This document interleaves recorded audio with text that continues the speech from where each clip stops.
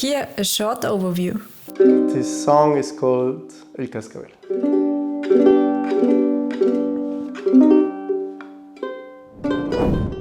A specific kind of corn and different vegetables, which is also very good, like pozole, like to eat it on a Sunday. It's like somebody hugging you. We're very welcoming. Exactly, that's what I want to ask you. Are you confirmed that Mexicans are very welcoming? Yeah, we're very welcoming. It's part of our culture. We like to invite people and to invite people to drink something. And this is part of the restoration work that I was doing with this violin, and not just cracks, but also the upper and lower part.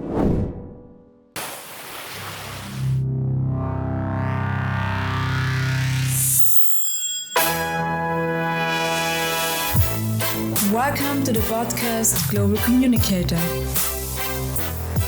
Don't believe tourists, we ask the locals.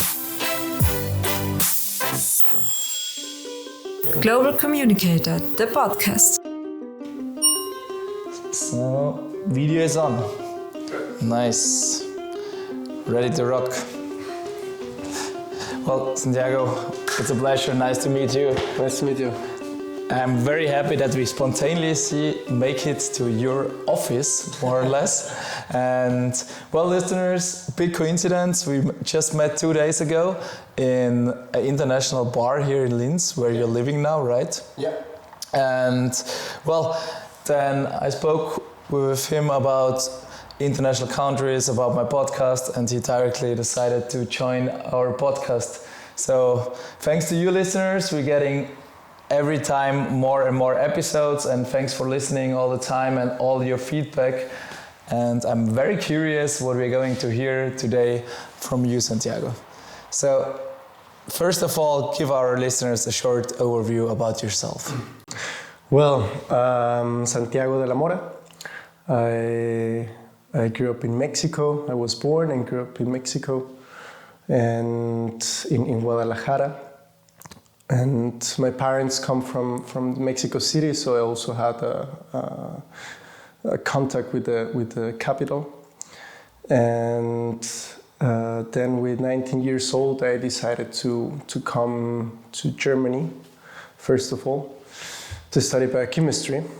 And after a while, I decided to follow my own path as an artist, I would say, or with beautiful things such as art.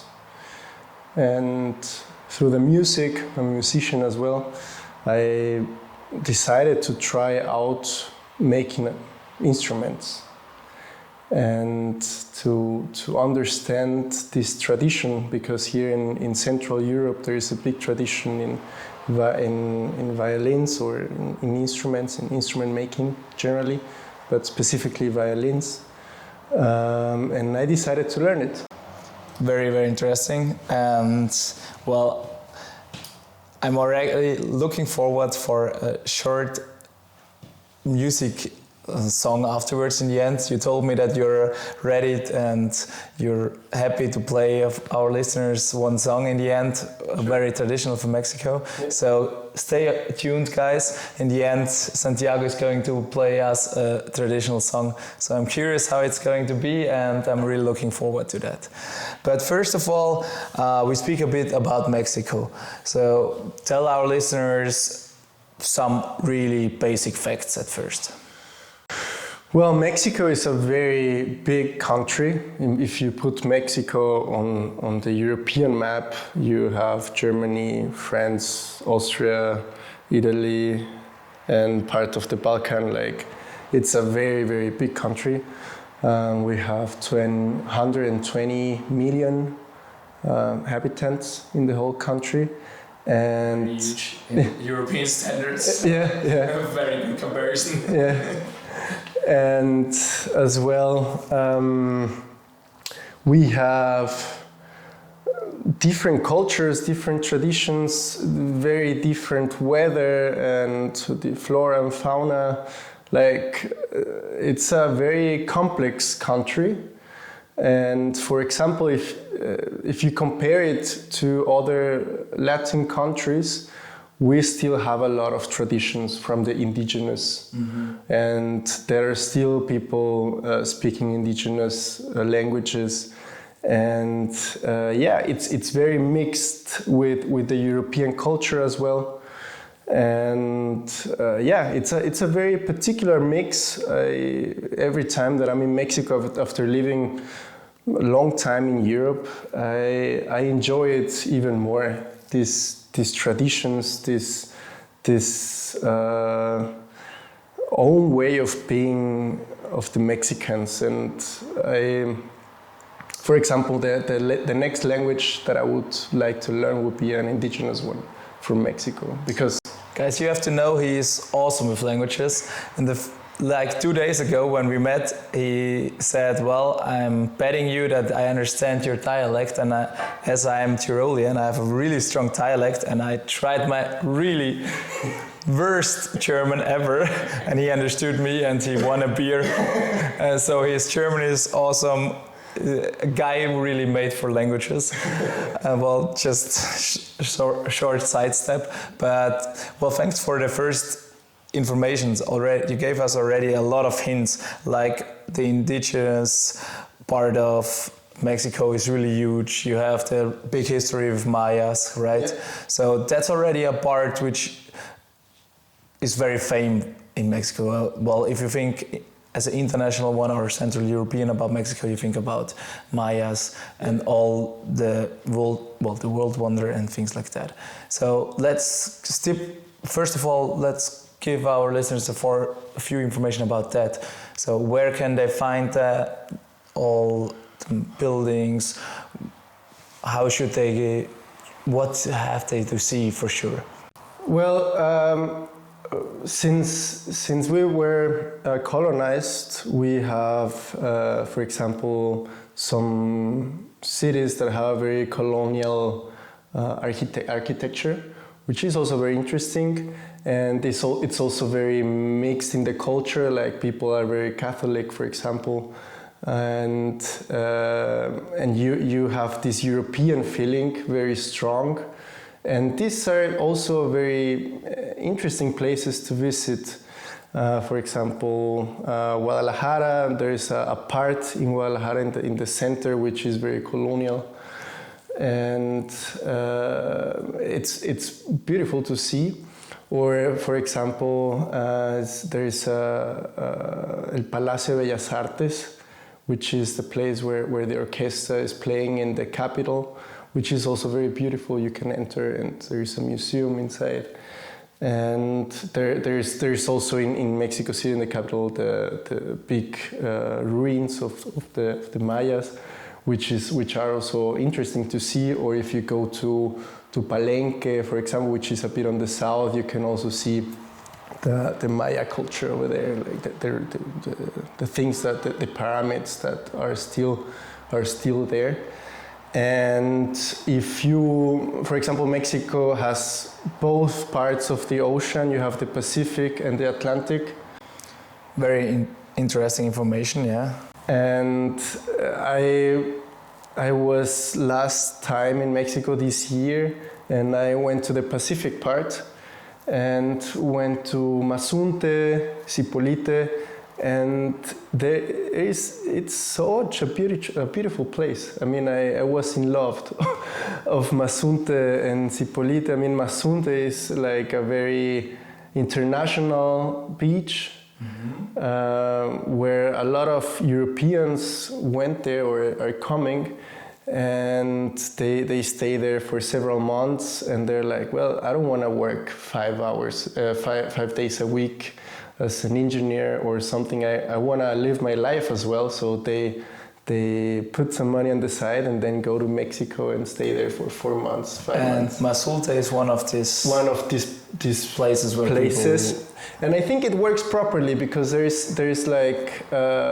are a lot of people, there are a lot of international people, but they're interested as well in the culture. They're not just coming and saying, I want to have something because I bring money. They, like other tourists, and I don't think that that's very positive for anybody. But if people are coming and they're interested on talking with people over there, and not just with the people from Oaxaca, but also from people from Spain or France, and it has like it's very peaceful, this place. Mm-hmm. And the way it works, the things that I saw, it was very peaceful. No one was like getting mad about somebody. It was pretty chill. So Mazulte seems already like a secret spot, but keep one in mind because this question is coming up for sure later. Yeah. So thanks for this first hit about history and indigenous history in Mexico. Mm-hmm. Well, so when we take another hint of your first answer was it's so different, Mexico, right? You have different parts. We already spoke a bit about the south, a bit about the center and everything. So if people go to Mexico, they have to keep in mind that distances are huge. Yeah, they're pretty huge. Yeah, so it's a good advice to decide for one region for a time. If you have just 3 weeks for a holiday, then you should decide for region, right? I would say so. So many people start with Quintana Roo, which is a nice region. Yeah, it's a nice region. For example, Cancun is very well known, but I don't think that it developed in a positive way. Cancun, because there are like these enormous hotels, mm-hmm. and people from the outside going to these all-inclusive hotels. It's not really Mexico. Like the food that you have there, it's not even the half of the quality that you can get in Mexico. But the double of price.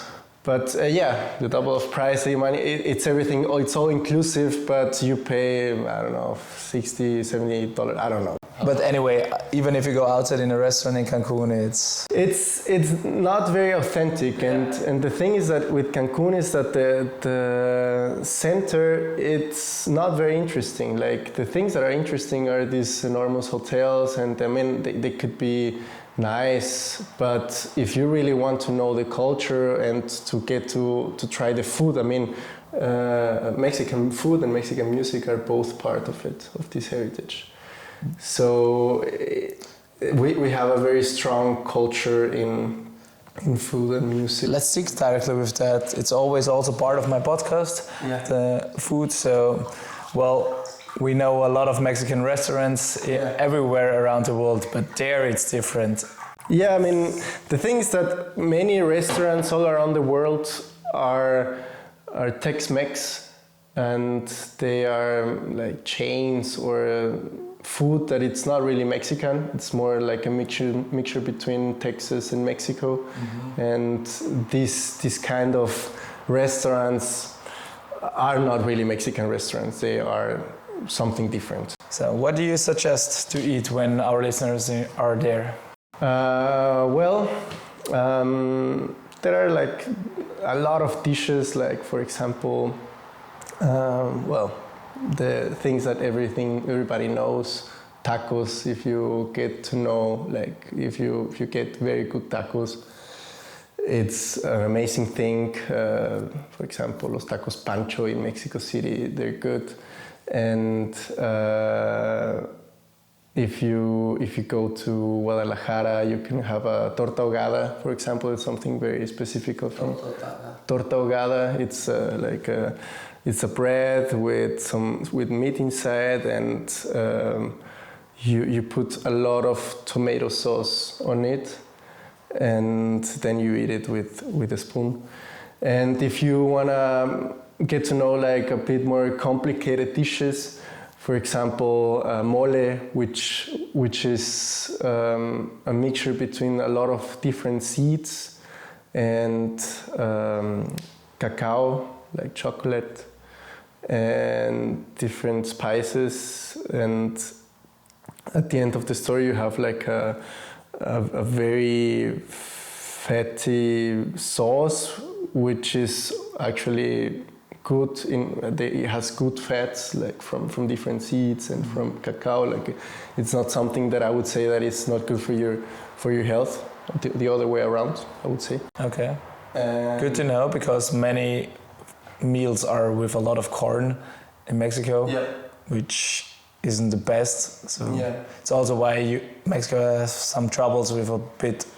But it doesn't come from the corn. It comes more like from bad habits. Okay. From bad habits, also a lot of McDonald's, Kentucky, and these chains. A lot of Coke. When I was there, a lot of Coke. I saw people drinking all the time. Coke, Fanta, and things. These like bad habits I doesn't help at all. Yeah. But I would say, like, traditional food is not the reason. It's not the reason. I mean, you have, for example, some things that are fried. That's not good. I mean, but if you don't eat that much, I wouldn't say that it's that bad. But if you, like, for example, a taco, I wouldn't say that it's bad. Like, you have some meat, you have some sauce, you have some corn. It's good. And a big variety. In a big variety. And for example, here people are eating a lot of bread and they're not getting fat, even though bread, I mean, they're both just carbohydrates. So actually, it's not that different. But if you have better habits in your life, then it's not a big issue to eat some bread. Sorry to interrupt you. But thanks to... I also want to speak about that, because when you're there, you try to see that, and you often read in the news that Mexico has some troubles. It's actually the second fattest country of the world. Wow, I didn't know that. Health problems because of that. But food is amazing there, and food is very. Do you have another dish in your mind, or? You have, for example, pozole, which is like a soup with meat and some specific kind of corn and different vegetables, which is also very good. Like pozole, like to eat it on a Sunday, it's like somebody hugging you. It's a warm dish, and if not, for example, we have seafood, very interesting seafood. For example, ceviche, which very is famous. Yeah, ceviche, which is depending, you have fish ceviche or shrimp ceviche. Or shrimp ceviche with octopus, and you don't these shrimps or this fish, you don't cook it. You just in German it's called Beizen, which you just use some lemon juice and leave it for the night or for some hours, and then it's like also already cooked. I mean, if you see it biochemically speaking, then you're able to change the proteins so that it's not like could be bad for your health. And as well, if you eat it on the coast, you know it's from the same day or from the day before. Yeah, I have had there a breathtaking moment. I was eating ceviche directly on the coast in the south of Mexico, and I met some locals, and the day after they directly invited me for a big meal with them, and it was probably one of the top 3 meals which I ever had in my life, and still burned into my head. Sitting next to the coast at a local place, and all strangers. Well, I was a stranger, so for me everyone was a stranger. They have been a big family and they directly invited me. So it's also easy to connect with locals, which brings me already to another topic. Right? And if you really want to make the real Mexico experience, do that. Get in touch with locals. And Yeah, we're very welcoming. Exactly, that's what I want to ask you. Are you confirmed that Mexicans are very welcoming? Yeah, we're very welcoming. It's part of our culture. We like to invite people and to invite people to drink something, or if that's something also very cultural. If you go with some friends to eat something, it's normal at one pace. It's not like you're splitting or everybody's just paying for their part. Sometimes you just pay. It's not because you have a lot of money. Mm-hmm. It's a way of saying you're my friend and I'm glad that you're here and I invite you. And those cultural things were very complicated for me when I came to Europe, when I saw like this individualism in Europe, which is not helping at all Europe to develop in my eyes. Mm-hmm. Makes sense, yeah. So that's already another thing which I want to ask, the difference between Europe and Mexicans. Yeah. Well, since we are also very European, I would say, because of the colonization and the traditions that we have several things in common. Catholicism. I grew up Catholic, mm-hmm. and many people in Mexico grew up Catholic. And here, I mean, that's the main religion in Europe, I would say. Yeah. And it's also a religion that was developed here. They came. I mean, the Spaniards, in our case, they came with this religion. So, I mean, we adopted different traditions. Also, my first language is Spanish, so it's actually a European language. Another similarity. And on the other part, you can see that people are just thinking differently, and that's cultural. And that's also, I think that's also something that comes with your blood, like with your DNA. Yeah, but there is probably a big difference to live here in Linz or to live back in Mexico. Of course. Yeah, now that I was in Mexico, I was like, wow, life's so different. People are living in such a different reality. As well, because of other factors. For example, here, like you have a stable economy, mm-hmm. so you think like more in a linear way. In Mexico, it's always like you have more ups and downs, I would say, but it's also challenging, but also sometimes more interesting. I mean, to be your own boss and make something for you to be able to have your own company or a little company and develop things. And here you need to fulfill with a lot of bureaucracy so that you're able to make it, and you need a lot of capital to open one thing. So people are normally like, no, why should I do this? I'm just gonna work in a place, you get enough money, and you live like this linear life, mm-hmm. which could be lethargic at some point. Yeah. All good points. But well, I can imagine job life is really different than there and here. Yeah, for sure. But yeah, I mean, depending also, every person lives a different reality. Yeah. Like if in Mexico you're working for a company for the last 20 years, then it's actually the same. But in talking about work, but when you come home, it's very different. Like the way you live, I would say, not because we make things very differently, but I don't know, like the culture is so different, mm-hmm. that it just feels in a very different way. Yeah, can imagine. Well, so some similarities, but also big differences. Yeah, sure. Yeah. And there's another thing which people typically have in their mind if they think about Mexico and if they travel there, security. Mm-hmm. There are a lot of news about murdering and things like that. So would you say all in all Mexico is safe to travel or to be there? Well, one thing that I always say is that the first time that I got robbed was in Europe. The first time that someone took my belongings was in Europe, in Germany.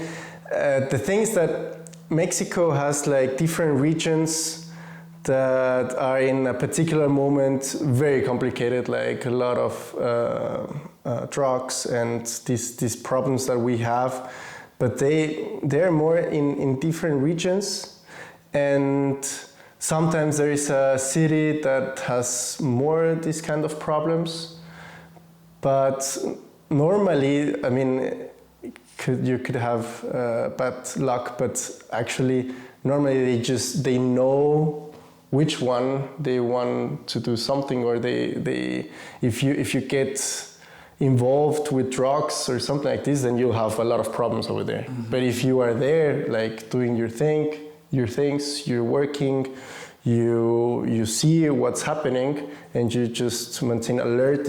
Not that you have to be afraid, just to see how's the development of the place where you're living, and.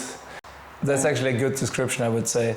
If you're getting into the wrong groups, then you definitely will have crazy problems there. But if you're just traveling there or living your life, exactly. I mean, then all my family lives there, and they don't have these kind of issues. Even when I was there for 1 month, I didn't feel danger at all. Yeah.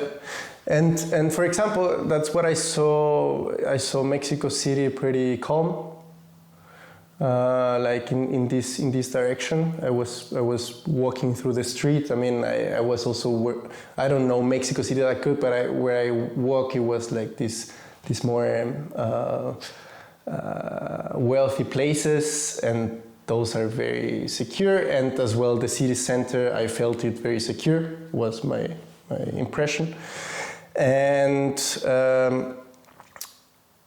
for example, the coast that I was in Oaxaca, I felt very safe. Like this Mazunte place felt very peaceful and safe. I was walking the street at every hour, and I never felt danger. Yeah, good. So we definitely. So it's good to ask people.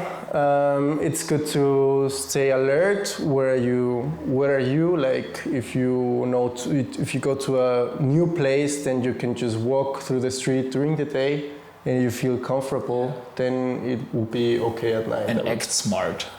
Yeah, and act smart. Yeah, not trying to get into problems, because if you want it, you'll get them. Yeah. But in every country. Everywhere is the same, yeah. That's a good end. Well, thanks for that.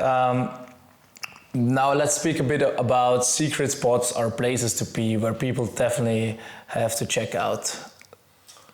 When just as a tourist, when I think about it and I think back about my trip to Mexico, I think about cenotes, which are really breathtaking. I loved it to be there down in clear water, having one hole in the top, for example, and sun is shining like down from the sky, and you feel like heaven down there and enjoying cenotes.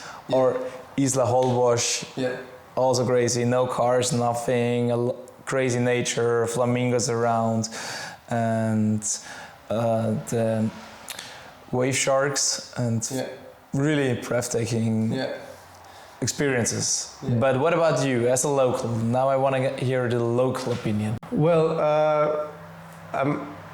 I'm into those places that you already mentioned, like nature in Mexico. It's amazing. Try to find the nature. I've heard as well, like Chiapas is very beautiful. Haven't been there. I've heard that Chiapas is very, very beautiful. And for example, not far away from Guadalajara, the place that I was raised and born, there is a place that I like. It's not very touristic, and it has a very interesting feeling going there. Like people are also very welcoming, I would say. And there is this tradition, this ceramic tradition, where this ceramic was made. I was already wondering about it. It looks very Cool. Yeah, and they have this tradition with ceramic, and they, I don't know, the vibe over there, I felt it very comfortable, I would say. It's not like made for tourists, like for example, if you go to, this place is called Tonalá, and it's very real, I would say, like very authentic, yeah. And if you go to Tlaquepaque, for example, is very beautiful. It's, I mean, houses over there are very nice, have very nice architecture, very nice colonial architecture, and everything's like made for tourists as well. But it doesn't feel that authentic. Mm-hmm. But it's also beautiful. Like, it's also beautiful. I mean, as a tourist, I would love it, I think.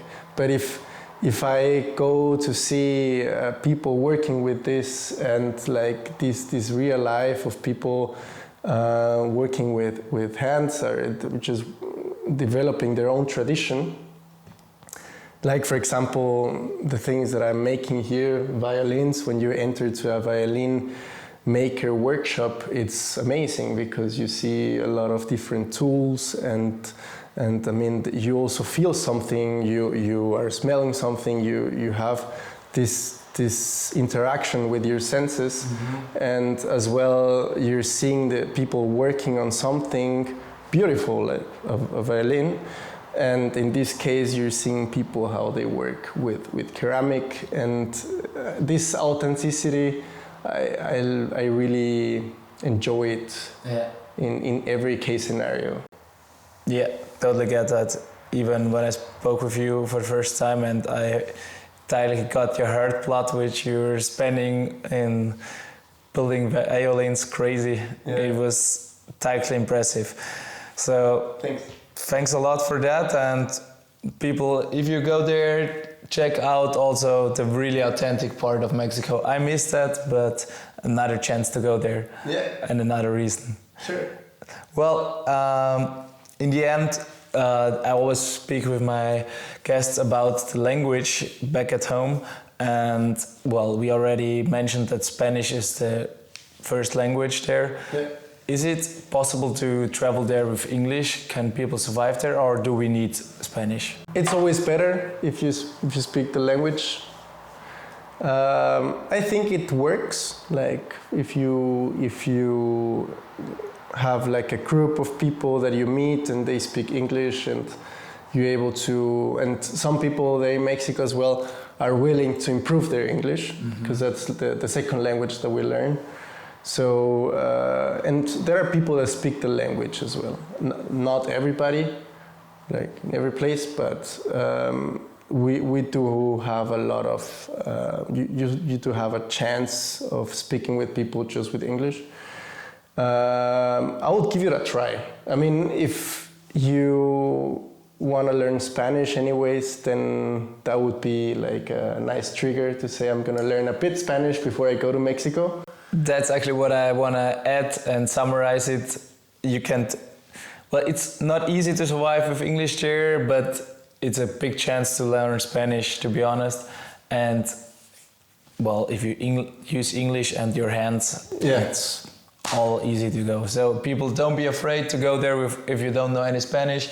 Well, I was there with my ex-girlfriend and she didn't know any Spanish. In the end, after 1 month, she was able to have small conversations. So wow, use it as a good chance. Yeah, I would say so as well. Yeah, thanks at all, Santiago. And well, when we are already here, give our listeners a short overview how someone starts with building violins, how it works, and in the end, please show us a bit of your music skills. Yeah, sure. Well, I'm gonna show you a restoration that I'm making now. Yeah, cool. Should I bring the camera and focus a bit? Sure. Yeah. Here I have some photos where you can see like the way that you prepare yourself to to glue a crack. And this is part of the restoration work that I was doing with this violin, and not just cracks, but also the upper and lower part. And well, then we made an arching correction also with these molds. So it's a very complex way of restoring a violin. I would say now since I'm not having my own workshop, I would say as soon as I have it, my violins will cost like 15,000 euros. It's probably the beginning of the 15,000. Yeah, they're like, depending, like you have other violins that are made with people that work in a workshop, and as well the master, like both people are working on it, and they're a bit less expensive. How long do you work on one violin? Like 5 weeks. 5 weeks? 5 weeks, but you still have some mean time during while the varnish is getting hard. Okay. So it's not that just 5 weeks and then you're able to have it right away. You work like 4 weeks on the wooden part, and then 1 week varnishing, I would say, more or less. And then you make the final steps, which is the setup, and then you see that the instrument is working properly in every manner. Like pegs are working properly, the bridge is working properly, not just static, but also with the sound. The inside you have a piece of wood, which is called in Italian anima, and the soul of the instrument, and it helps you to give the sound from the harmonic table to the whole instrument. So you see that every detail is working properly in the instrument, and then you can give it to the musician. Yeah, interesting. Well, sorry listeners that we have something new this time, but it's very interesting and I'm sure you're also interested in it. And well, thanks for everything. It was a great pleasure to speak with you about Mexico. Do you want to add something which we forget? Well, I recommend you to go to Mexico, enjoy it, be a nice person to them, and they'll be nice to you as well. And get to know the culture if you're interested, and enjoy the nature. Yeah, and party life too. And party life too. Yeah, and party life too, of course. Mexico has a very good party life too. Enjoy it as well. Yeah, for sure. Don't miss that. No. And now let's play some music. Yeah, sure. Yeah? It's called Requinto Jarocho. Requinto? Jarocho. Jarocho is somebody that's from Veracruz. Region in Mexico, and this kind of music, it's a mixture between, these instruments were developed when the Spaniards came and they brought the Renaissance guitar or the Baroque guitar afterwards, and people saw it and they made their own way of, they developed their own way of making a guitar. And I think it's a very beautiful music, and when I heard it, I just loved it and started playing. Wow, good start. This song is called El Cascabel.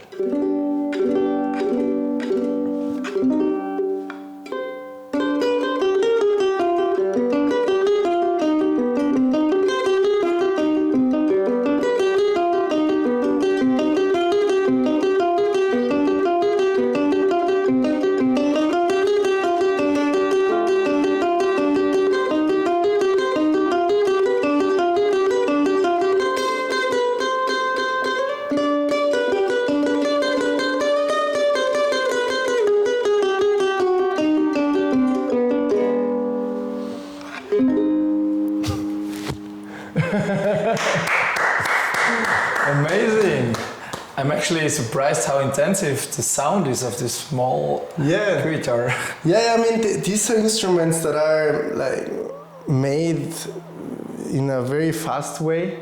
Yeah. Also, people in the countryside, there's still some of them that are using a machete to make it. And I find the traditional very interesting, like to make an instrument out of a machete. Out of machete, it's all. I mean, I have the European school, so I work differently, as you can see here. But I also like the other part, like a bit more rustical. Yeah, a bit more rustical. And I mean, some people there don't have much money. They cannot invest on that much tools, but they still make the instruments. And when you talk with them, they're nice people. They live a happily life. Like even though they don't have that much money or something, they play music. They make their instruments. They don't ask for much money for these instruments, but when you talk with them, you don't have the feeling they're having a bad life. They enjoy life. Yeah. They enjoy it because they also share happiness of life. Yeah, so listeners, that's actually a good end of the podcast. If you dare, try to find the real happiness of life. And thanks for listening. And if you have any comments or are interested in his work or want to buy something from him, let us know. I can connect you guys. And yeah, thanks. And I wish you a good afternoon in our case, and see you next time. Bye-bye. Bye. Thanks, Santiago. It was amazing. Cool. Hey, thanks, man. You're welcome. Really cool. Thanks for listening. And if you like the podcast, please share it and like it. I'm happy for any comment. And follow us on Instagram or on any listening app. I'm happy to hear from you and hopefully see you soon in the next episode. Bye-bye.